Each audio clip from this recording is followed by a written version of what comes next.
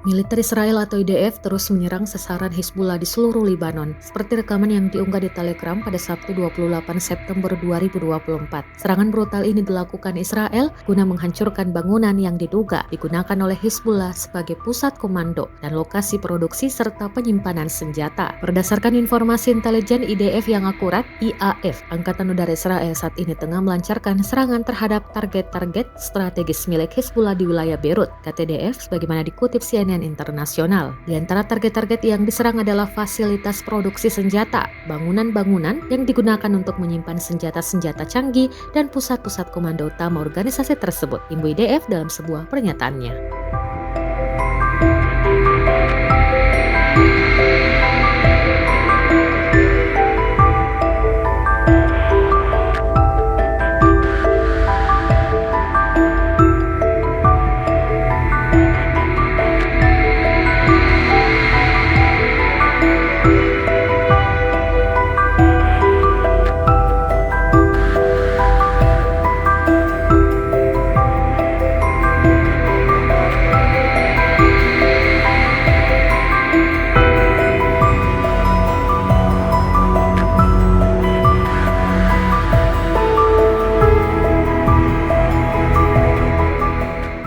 Download Tribun X sekarang, menghadirkan lokal menjadi Indonesia.